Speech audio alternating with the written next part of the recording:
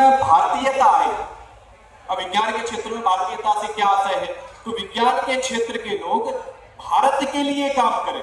भारत के समाज की आवश्यकता क्या है, भारत के समाज के जीवन को सुलभ और सहज बनाने के लिए प्रयोगशालाओं में किस तरह का काम होना चाहिए, और प्रयोगशालाओं में जो काम होता है, प्रयोगशालाओं से जो निष्कर्ष निकलता है, उससे भारत के समाज का जीवन बेहतर बने, समाज के अंतिम छोर के व्यक्ति का कल्याण हो, इस बात को ध्यान में रखकर विज्ञान के क्षेत्र में काम करने के लिए विज्ञान भारती का 1992 में जन्म होता है। इस विज्ञान भारती के इस आयोजन में आप सब लोग यहाँ पर इकट्ठे हैं। इस भाव के साथ विज्ञान भारती प्रारंभ होती है कि विज्ञान के क्षेत्र में भारतीयता है। विज्ञान के क्षेत्र में भारतीयता का मतलब है कि पूरी दुनिया में विज्ञान की दिशा अगर भारत के दर्शन से चलेगी तो विज्ञान मानव कल्याण का मार्ग प्रशस्त करेगा। क्योंकि भारत का दर्शन जो है वो सर्वे भवन्तु सुखिनः का दर्शन है। भारत का दर्शन जो है वो कृण्वन्तो विश्वम आर्यम का दर्शन है। भारत का दर्शन जो है वो वसुधैव कुटुंबकम का दर्शन है। हम पूरी पृथ्वी को अपना परिवार मानने का भाव भी रखते हैं और सामर्थ्य भी रखते हैं। और जब इस भाव के साथ विज्ञान की दिशा तय होगी तो विज्ञान के दुरुपयोग से कोविड जैसी महामारी नहीं आएगी, मिसाइलें बनाने के पीछे विज्ञान की होड़ नहीं लगेगी, और मानव संहार की जगह मानव सृजन की दिशा में विज्ञान काम करेगा। मानव के जीवन को सुलभ, सहज और स्वास्थ्यवर्धक और प्रसन्न बनाने की दिशा में विज्ञान काम करेगा। इसलिए जरूरी है कि पूरी दुनिया की दिशा भारत के दर्शन के अनुसार विज्ञान के क्षेत्र की हो। इस भाव को लेकर विज्ञान भारती काम करेगा। दूसरी बात यहां पर यह है कि भारत का जो विज्ञान है, भारत का विज्ञान अर्थात भारत की जो विज्ञान की परंपरा रही है, भारत का अतीत से लेकर आज तक विज्ञान का जो परिदृश्य रहा है, विज्ञान का जो क्षेत्र रहा है, वो समाज के बीच जाएगा तो समाज में आत्मगौरव का भाव आएगा, समाज में स्वाभिमान का भाव आएगा। और जब समाज में आत्मगौरव और स्वाभिमान का भाव आएगा तो वो समाज मजबूत समाज और स्वावलंबी समाज के रूप में खड़ा होकर दुनिया में भारत की एक अलग पहचान बनेगी।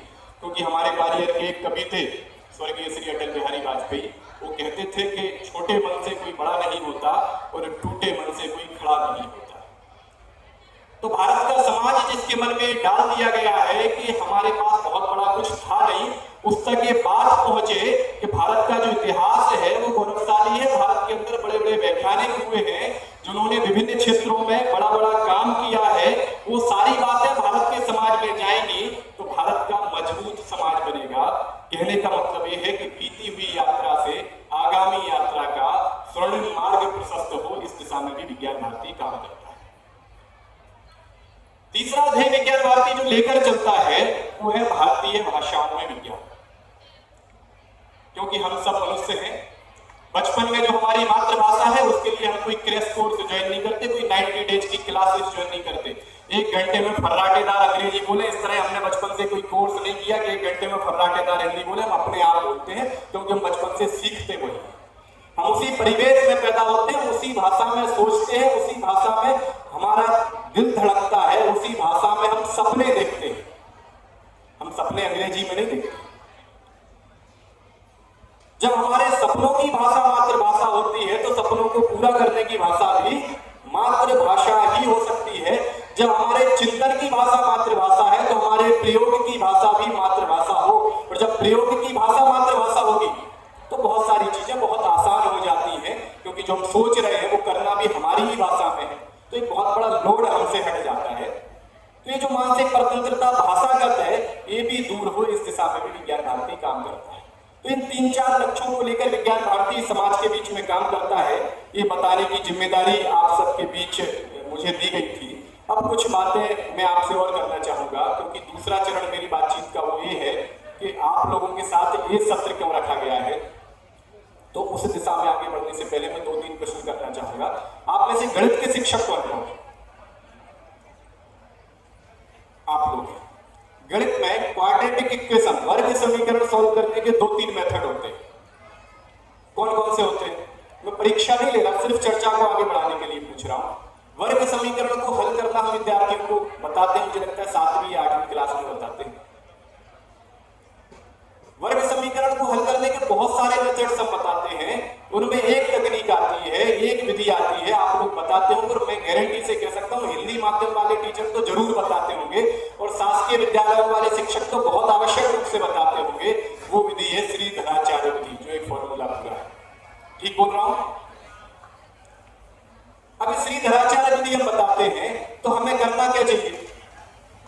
हम सामान्यतः बता देते हैं, वर्ग समीकरण को हल करने का एक मेथड है गुणनखंड विधि, दूसरा मेथड है श्रीधराचार्य विधि, और सॉल्व करते हुए आगे बढ़ते हैं। वहां हमारी जिम्मेदारी है भारत का शिक्षक होने के नाते कि हम विद्यार्थियों को बताएं कि ये जो श्रीधराचार्य विधि है, ये श्रीधराचार्य आचार्य थे गणित के, भारत के। उस विद्यार्थी को जब तक हम ये नहीं बताएंगे, आप यकीन मानिए जब आपके बेटे से कहा जाता है, पड़ोसी आके कहता है कि बेटा तुम्हारे पिताजी बहुत इंटेलिजेंट है, उन्होंने आज मुझे ये सिखाया, तो उस बेटे की छाती चौड़ी हो जाती है, उसका भविष्य का मार्ग बहुत आसान हो जाता है। आप देखते हैं आईएएस के बेटे का आईएएस बनना आसान होता है, डॉक्टर के बेटे का डॉक्टर बनना आसान होता है, क्योंकि वो उस परिवेश में है। तो उस बच्चे को जब हम बताएंगे कि गणित का जो फॉर्मूला है, क्वाड्रेटिक इक्वेशन सॉल्व करने की जो विधि है, ये भारत के गणितज्ञ श्रीधराचार्य विधि ने दी है, तो उसका मन मजबूत होगा कि भारत के लोगों ने गणित में बहुत सारा काम किया है। अच्छा, इन गणित के शिक्षकों से मेरा एक प्रश्न और होगा, हमने बोधायन का नाम सुना है? किस किस ने सुना है? हाथ ऊपर करिए जरा। बोधायन का नाम हमने सुना है? कितने लोगों ने सुना है? आप लोगों को पता होगा, क्योंकि नाम सुना है तो अवश्य आपको ये पढ़ा भी होगा आपने कि बोधायन ने वो काम बहुत पहले कर दिया था जो पाइथागोरस ने बाद में किया। कर्ण का वर्ग बराबर लंब का वर्ग धन आधार का वर्ग बोधायन ने बहुत पहले बता दिया था, बाद में पाइथागोरस ने बताया। और आपको जानकर आश्चर्य होगा तो दुनिया में बहुत सारे ऐसे देश हैं जिन्होंने उस प्रमेय का नाम पहले से कर दिया, बोधायन पाइथागोरस प्रमेय। केवल भारत ऐसा है जो जानता है बोधायन भारत के थे, लेकिन हमारे यहाँ आज भी विद्यालयों में पाइथागोरस प्रमेय ही चलता है। तो शिक्षक होने के नाते ये हमारी जिम्मेदारी है कि हम वहां उसे बताएं कि जीरो से लेकर इन्फिनिटी, जीरो से लेकर अनंत तक की जब हम यात्रा करते हैं। बीबीसी ने एक फिल्म डाली है यूट्यूब पर, स्टोरी ऑफ नंबर्स। वो स्टोरी ऑफ नंबर्स जहां से प्रारंभ होता है, तो उस स्टोरी ऑफ नंबर्स का बीबीसी की फिल्म का, किसी भारतीय चैनल, मतलब सामान्य हमने आपने वीडियो नहीं डाला, बीबीसी की उस फिल्म का प्रारंभ ग्वालियर के किले से होता है। और वो बताते हैं कि शून्य के प्राचीनतम शिलालेख ग्वालियर के चतुर्भुज मंदिर में उपस्थित है। तो शून्य से अनंत तक की इस यात्रा में, नंबर्स की इस यात्रा में भारत कहां कहां है, ये जब विद्यार्थियों के बीच जाएगा तो उनका कॉन्फिडेंस बढ़ता है, उनका आत्मविश्वास बढ़ता है। और उनका जब आत्मविश्वास बढ़ता है तब हम उस पीढ़ी का निर्माण कर रहे होते हैं जो समाज के लिए उपयोगी बनेगी। तब हम उस पीढ़ी का निर्माण कर रहे होते हैं जो भारत के अच्छे नागरिक बने। क्योंकि तथ्यों को दिमाग में भरकर 8x8 के कमरे में बैठकर यूपीएससी का एग्जाम तो निकाला जा सकता है, लेकिन जब तक उस विद्यार्थी के अंदर संवेदनाएं नहीं आएंगी, जब तक वो विद्यार्थी महसूस करना प्रारंभ नहीं करेगा, जब तक वो चीजों को महसूस नहीं करेगा, वो प्रकृति को महसूस नहीं करेगा, वो अपनी थाली में रखे हुए उस भोजन के बारे में विचार नहीं करेगा, जब तक वो इस बात पर नहीं सोचेगा कि ये जो कपड़ा पहन रखा है कपास खेतों में दिखाई कैसा देता है, जब तक वो इस बात पर नहीं सोचेगा कि आटे से बनी रोटी खा रहे हैं, आटे का जो गेहूं है वो खेतों में लहलहाता हुआ दिखाई कैसा देता है, जब तक वो इस बात को महसूस करने का प्रयास नहीं करेगा कि जो सब्जी उसकी थाली में है वो कितने श्रम के बाद, कितने लोगों के परिश्रम के बाद, कितने लोगों के हाथ तोड़ मेहनत के बाद उनकी थाली तक पहुंची है, तब तक उसका मूल्य उसकी समझ में नहीं आएगा, कितना भी नैतिक शिक्षा का पाठ उसे पढ़ाते रहे। तो वो विद्यार्थी महसूस करना प्रारंभ करे, इसकी जिम्मेदारी किसकी है? तो वो विद्यार्थी महसूस करना प्रारंभ करे, इसकी जिम्मेदारी शिक्षकों की है। मैं जिस विद्यालय में पढ़ा हुआ लिखा होता था कि जीवन का निर्माण यहाँ निष्दिन चलता है, स्वर्ण यहाँ मत खोज, यहाँ पर मानव ढलता है। अर्थात मानव के ढलने की प्रक्रिया जहां से प्रारंभ होती है, आदर्श भारतीय नागरिक बनने की प्रक्रिया जहां से प्रारंभ होती है, वो विद्यालय से प्रारंभ होती है।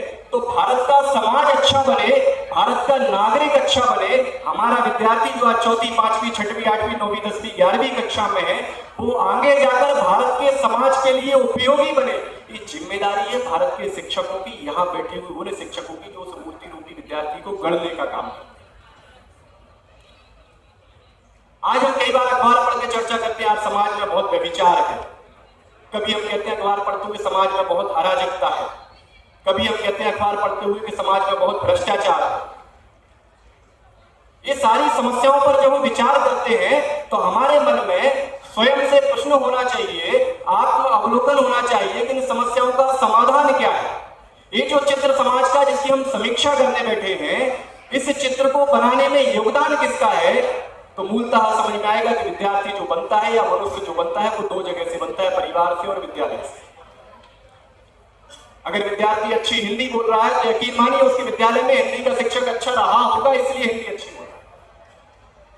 इसलिए मनुष्य अच्छा बन रहा है तो उसमें भी जिम्मेदारी हमारी है। बातचीत का विषय ये है कि हमें पढ़ाते समय इस बात का ध्यान रखना है कि भारत के समाज को गढ़ने की जिम्मेदारी हमारी है।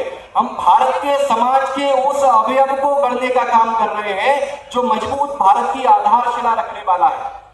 तो केवल तथ्यों को रटाकर परीक्षा में टॉप कराकर इतने से हमारी जिम्मेदारी की इतनी नहीं हो जाती। एक छोटी सी घटना आपके बीच रखूंगा, एक छोटी सी बड़ी अच्छी कहानी है। एक सरदार जी थे, उन्होंने एक मारवाड़ी महिला से प्रेम विवाह किया और मारवाड़ी महिला से प्रेम विवाह करने के कुछ समय पश्चात वो ससुराल गए। राजस्थान में दामाद को कुंवर साहब कहने की आदत है, आप लोगों के यहाँ भी बहुत सारी जगह कहते होंगे। तो कुंवर साहब जब ससुराल गए तो उनसे कहा कि कुंवर साहब ये खा लीजिए, कुंवर साहब वो खा लीजिए, कुंवर साहब पानी पी लीजिए, कुंवर साहब दूध पी लीजिए, कुंवर साहब यहाँ विश्राम कर लीजिए। कुंवर साहब ने विद्यालय में जो पढ़ा था उन्हें बताया गया था कि हिंदी में किसी शब्द के पहले अगर कू लगा दो तो उसका भावार्थ बहुत नेगेटिव होता, बुरा होता।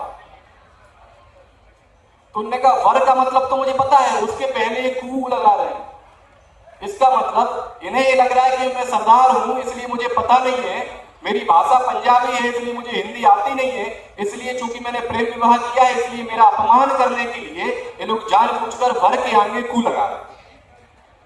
तो भाषा उतनी ही पड़ी थी। तो उन्होंने अपने ससुर साहब से कहा कि सुनिए, अगर आपको ऐसा लगता है कि मुझे हिंदी नहीं आती तो मैं आपको स्पष्ट कर दूं कि मुझे इतनी हिंदी आती है कि मैं इस बात को जानता हूं कि किसी शब्द के पहले कू लगा देने से उसका भावार्थ नकारात्मक हो जाता है, उसका मतलब बुरा होता है, कुमार। उदाहरण सहित उन्होंने ससुर साहब को बताया। तो उन्होंने कहा आप बताइए आपको क्या पसंद है। बोले मैंने जो हिंदी पढ़ी है उसके अनुसार अच्छे के लिए क्या करते हैं। उन्होंने कहा मैंने जो हिंदी पढ़ी है उसके अनुसार वर के आगे आप सू लगाइए, क्योंकि अच्छे के लिए सू लगाते हैं। उन्होंने कहा लेकिन इसका मतलब तो बहुत अलग निकलेगा। बोले बोलो आप मुझे मत सिखाइए, आप कुंवर साहब की जगह सुअर साहब बोलो। तो भाषा हो या विषय हो, हमें तथ्यों को दिमाग में भरने का या रटाने का काम नहीं करना है, हमें भाव समझाना है, हमें विद्यार्थी महसूस करे इस बात को बताना है। हमें पढ़ाते समय बताना है कि बोधायन कौन थे, हमें पढ़ाते समय बताना है श्री धराचार्य जी कौन थे, हमें पढ़ाते समय बताना है अब्दुल कलाम जी कौन थे, विस्तृत रूप से बताना है कि जगदीश चंद्र बसु कौन थे, सीवी रमन कौन थे, महेंद्र लाल सरकार कौन थे, आर्यभट्ट कौन थे, सुश्रुत कौन थे। हमें विस्तार से बताना है, महिमा मंडन करते हुए बताना है, बढ़ा चढ़ाकर बताना है, क्योंकि जब हमें बताएंगे तो उसका आत्मविश्वास बढ़ेगा कि हमारे पुरखे थे जिन्होंने इतने बड़े बड़े काम किए। उसको पता चलेगा हम इसी वंश वृक्ष के लोग हैं, हम इसी समाज के लोग हैं, इन्हीं पुरखों की संतानें हैं। जब इन्होंने किया है तो हम भी करेंगे। उन्हें बताना पड़ेगा कि चाणक्य कितनी ईमानदारी से अपने जीवन का निर्वाह करते थे। जब वो जानेंगे कि भारत में इतने ईमानदार लोग रहे हैं तो निश्चय ही वो अपने जीवन में जिस तरह का जीवन जिएंगे वो ईमानदारी वाला ही जिएंगे। तो भारत के अच्छे नागरिकों का निर्माण अगर करना है तो हम सबको अपनी भूमिका सुनिश्चित करनी होगी। अब्दुल कलाम जी की एक पुस्तक है इंडिया 2020, उसमें विकसित भारत बनाने के बहुत सारे रास्ते उन्होंने बताए। उस विकसित भारत बनाने के बहुत सारे रास्तों में उन्होंने एक दृष्टांत का विवरण दिया है। उन्होंने कहा है कि भारत के संपन्न ना हो पाने में सबसे बड़ी जो बाधा है, भारत का आत्मविश्वास बहुत कमजोर कर दिया गया है। एक घटना का वो विवरण देते हैं। आप सब लोगों ने अगर 2020 पढ़ी होगी तो इस घटना को पढ़ा होगा कि कलाम साहब के 4 स्कॉलर्स उनसे मिलने के लिए, 4 वैज्ञानिक उनसे मिलने के लिए, उनके 4 विद्यार्थी उनसे मिलने के लिए जब उनके घर जाते हैं, कलाम साहब का जो व्रत था वो बताता है कि सर आ रहा है, आप जरा इंतजार कर लीजिए। तो ड्राइंग रूम में बैठ के वो इंतजार कर रहे होते हैं। कलाम साहब के उस ड्राइंग रूम में एक चित्र लगा होता है। वो चित्र जो है वो अफ्रीकन महाद्वीप के सैटेलाइट से खींचे हुए बड़े अच्छे इमेजेस थे। तो उस कैलेंडर में जो चित्र बने हुए थे वो अफ्रीका महाद्वीप के सैटेलाइट से खींचे हुए चित्र थे। तो ये चारों विद्यार्थी वहां खड़े होकर बात करने लगते कि आप देखो कितना सुंदर चित्र है, ये सैटेलाइट से लिया गया है। दूसरा कहता है कि काश भारत के सैटेलाइट भी इतना अच्छा चित्र खींच पाते। दोनों विज्ञान के विद्यार्थी हैं। तीसरा विज्ञान का विद्यार्थी बोलता है कि भारत के बस की बात नहीं है। चौथा कहता है कि भारत ये कभी नहीं कर पाएगा। जब ये चारों की बातचीत अब्दुल कलाम जी पीछे से सुन रहे होते हैं तो अब्दुल कलाम जी कहते हैं कि मुझे बड़ा दुख होता है कि ये पीढ़ी जो बन गई है ये किस तरह के भारत का निर्माण करेगी। अब्दुल कलाम जी कहते हैं कि आप लोग उस चित्र में नीचे साभार जो लिखा हुआ है वो पढ़िए। वहां लिखा है, धन्यवाद लिखा है कि ये चित्र जो है भारत के सैटेलाइट से खींचे हुए चित्र है। तो अब्दुल कलाम जी आगे लिखते हैं कि जब उन चारों विद्यार्थियों को ये बता दिया कि चित्र जो है भारत के सैटेलाइट से खींचे हुए चित्र हैं, तो चारों विद्यार्थियों का जो आश्चर्य वाला भाव उस चित्र को लेकर था, जो विस्मय वाला भाव उस चित्र को लेकर था, वो चारों विद्यार्थी के ध्यान ठीक है, इतना अच्छा भी नहीं। आप मतलब समझ रहे हैं हमें किस तरह का बनाया गया है इतने वर्षों में। इस मूल तत्व को पकड़ने का प्रयास कीजिए, किस तरह का हमें बनाया गया। अब्दुल कलाम जी कहते हैं ये जो विद्यार्थी जो इस बात को जानने के बाद, तत्व को जानने के बाद, सबूत को पढ़ने के बाद इस बात को स्वीकार करने को तैयार नहीं है कि चित्र भारत के सैटेलाइट से खींचा हुआ हो सकता है, हम इनसे क्या उम्मीद करेंगे कि किस तरह के भारत का निर्माण करेंगे। एक और इसी तरह की घटना है। पुरी के शक्तिपीठ के एक शंकराचार्य हुए हैं स्वामी कृष्ण तीर्थ, भारती कृष्ण तीर्थ जी। ये भारती कृष्ण तीर्थ जी जो थे ये विख्यात ज्ञाता थे गणित के। इन्होंने वैदिक गणित के बहुत सारे सूत्र और उपसूत्रों की रचना की और इन्होंने एक पुस्तक लिखी वैदिक मैथमेटिक्स करके। ये वैदिक मैथमेटिक्स की जो पुस्तक है ये भारती कृष्ण तीर्थ जी ने Tata institute of fundamental research Mumbai भेजी। कल साकेत जी मुझे बता रहे थे वो वहीं के विद्यार्थी है, तो उन्होंने TIFR भेजी उसको। उनके जो अनुयायी थे, उनके जो भक्त लोग थे वो वहां गए। उन्होंने कहा इस पुस्तक को स्वामी भारती कृष्ण तीर्थ जी ने लिखा है, ये भारत के विद्यार्थियों के लिए बहुत उपयोगी हो सकती है, इसलिए इस पुस्तक को आप एक बार अध्ययन कर लीजिए और अध्ययन करने के बाद आप TIFR के लाइब्रेरी में इसको रखिए। ये आपके यहाँ पढ़ने वाले विद्यार्थियों के लिए बहुत उपयोगी होगी। इससे बहुत शॉर्टकट में गणित की गणनाएं की जा सकती हैं, बहुत सूक्ष्म रूप से गणितीय गणनाओं को अंतिम रूप दिया जा सकता है, बहुत उपयोगी होगी। उस पुस्तक को देखने से पहले ही Tata institute of fundamental research के लोगों ने डिनाई कर दिया, रिजेक्ट कर दिया कि वैदिक मैथमेटिक्स विद्यार्थियों के लिए पुराना गणित उपयोगी नहीं हो सकता, ये नया दौर है, इसलिए पुरानी चीजों को हम नहीं रख सकते, बाहर भेज दिया। बहुत समय बाद ब्रिटेन से एक प्राध्यापक आते हैं, निकोलस उनका नाम था। वो स्वामी भारती कृष्ण तीर्थ जी से वैदिक मैथमेटिक्स का अध्ययन करते हैं, उस पूरी पुस्तक का अध्ययन करते हैं और मुंबई में एक सेमिनार का आयोजन करते हैं वैदिक मैथमेटिक्स के ऊपर। और उस सेमिनार का जब आयोजन करते हैं तो उसमें बढ़ चढ़ के बहुत सारे भारत के देश भर के प्रोफेसर भाग लेते हैं, इसलिए कि उसको आयोजित करने वाला व्यक्ति कहाँ का है, उसको आयोजित करने वाला व्यक्ति ब्रिटेन का है। और हमारे यहाँ तो परंपरा है, हमारे यहाँ तो योग भी जिस दिन फॉरेन के लोग आकर सिखाएंगे तब हम ज्यादा जल्दी सीखेंगे। जब तक हम रामदेव बाबा जी से या किसी और से नहीं सीखने वाले, जब तक भारत के अमेरिका से लोग आएंगे, इंग्लैंड से लोग आएंगे, प्राणायाम हमें वो सिखाएंगे तब हमें मजा आएगा और तब हम सीखेंगे। तो निकोलस ने जब सेमिनार में बताया कि वैदिक मैथमेटिक्स बहुत काम की चीज है, अबेकस से ज्यादा फास्ट है, इसको सीखिए, तब जाके भारत के लोगों ने वैदिक मैथमेटिक्स के महत्व को, वैदिक गणित के महत्व को समझा और स्वीकार किया।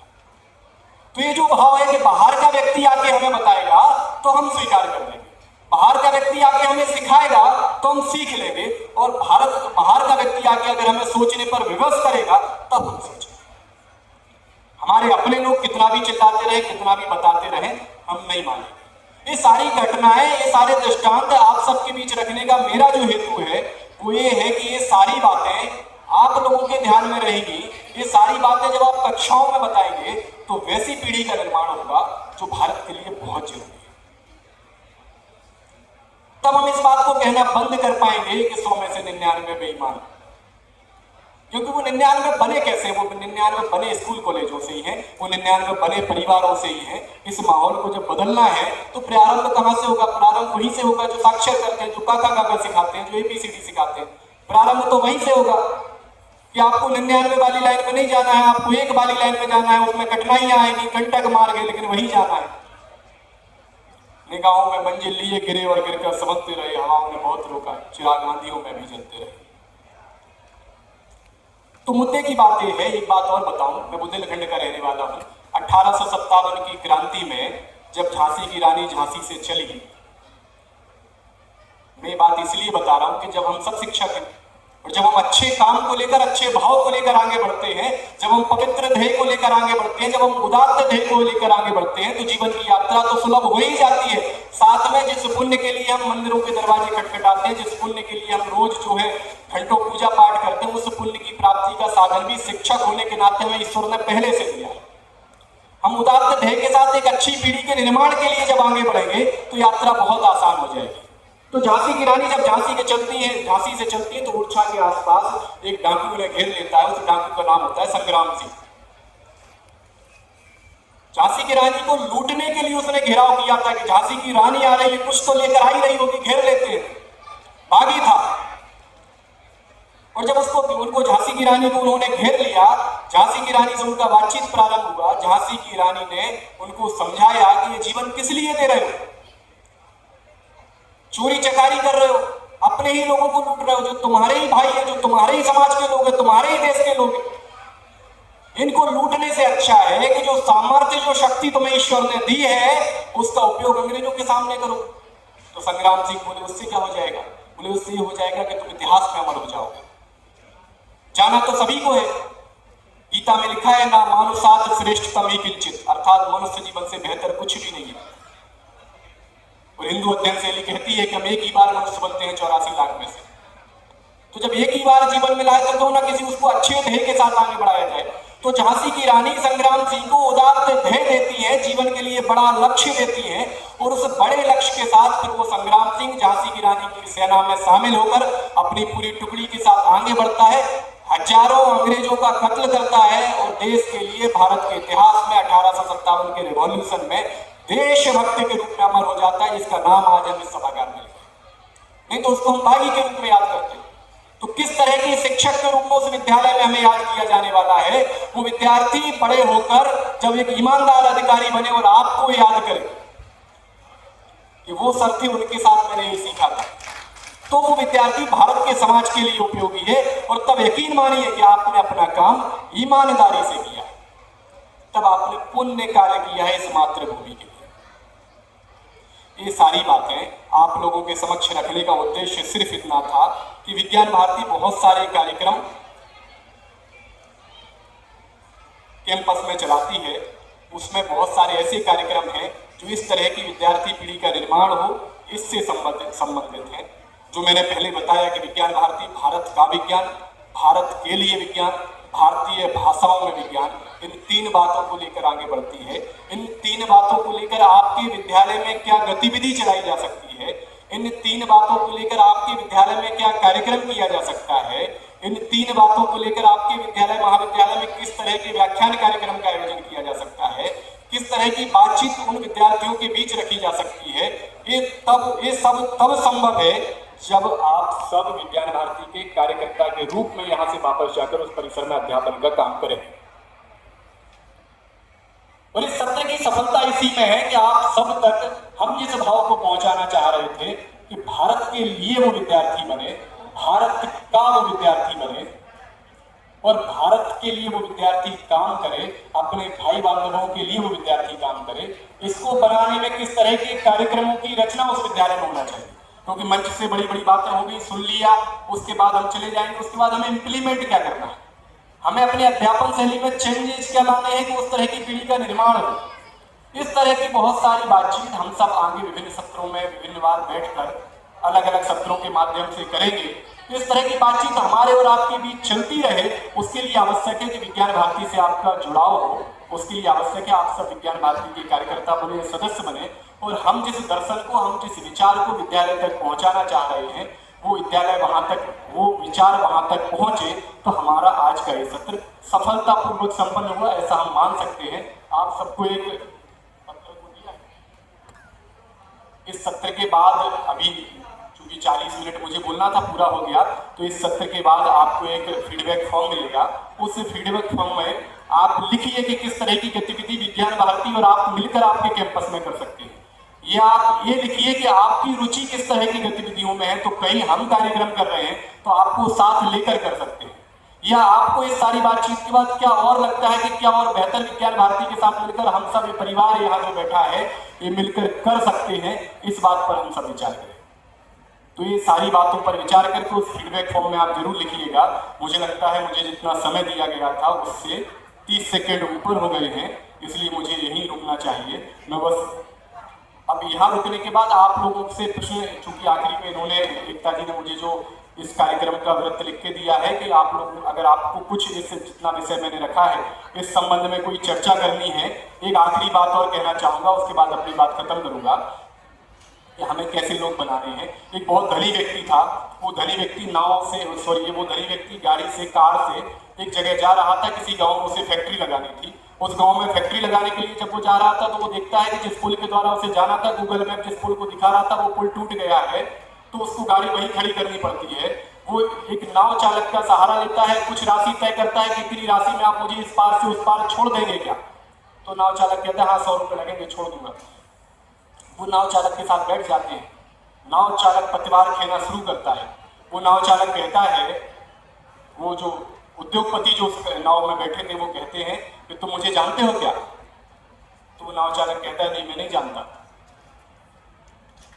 मैं ये बात इसलिए कह रहा हूँ कि कल भी मैंने एक बात यहाँ कही थी कि एक पुराना गीत है, पुरानी फिल्म का गाना है कि जो लोग कुछ ज्यादा जानते हैं वो इंसान को थोड़ा कम पहचानते हैं।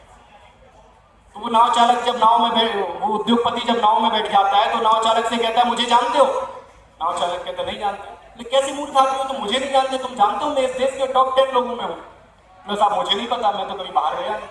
अरे तुम इस गांव से बाहर ही नहीं गए कभी, तुम तो पागल है, तुम्हारा जीवन तो बेकार है, तुम तो इस पृथ्वी पर बोझ हो, तुम इस गांव से ही बाहर नहीं गए। अखबार पढ़ते हो? उसने नहीं साहब अखबार भी नहीं पढ़ता। तो तुम्हें तो मर जाना चाहिए, तुम अखबार नहीं पढ़ते, गाँव से बाहर गए नहीं हो, मुझे जानते नहीं हो, क्या हो तुम तो बाहर हो इस धरती पे, तुम्हें जीवन जीने का कोई हक ही नहीं। वो बेचारा टेंशन में आ जाता है। टेंशन में आते आते हल्का सा झटका लगता है। झटका लगने के बाद वो देखता है कि नाव में पानी भरने लगा है। अब वो उद्योगपति से कहता है कि साहब तैरना जानते हो? तो उद्योगपति कहते हैं कि नहीं। बोले साहब फिर ठीक है। बोले मतलब क्या ठीक है? बोले मतलब ये है साहब कि आपके पास बड़ी बड़ी इंडस्ट्रीज हैं, आप इस देश के टॉप 10 में हो, लेकिन आने वाले कुछ मिनट्स में आपकी जीवन यात्रा समाप्त होने वाली है। बोले इसका क्या मतलब हुआ? बोले इसका मतलब है कि दिखलेगा ये पानी भर रहा है और हम डूबने वाले हैं और आपको तैरना आता नहीं, आप बचोगे कैसे? आपको दुनिया भर की चीजें आती हैं, आपके पास अरबों की संपत्ति है, लेकिन आपको एक कौशल नहीं आता जो इस समय आपका जीवन बचा सकता है। और मेरा जीवन तो वैसे ही बेकार है। तो उन्होंने कहा आपको तैरना आता है? नाव चालक से बोले हाँ साहब मुझे आता है, मैं अपना जीवन बचा लूंगा।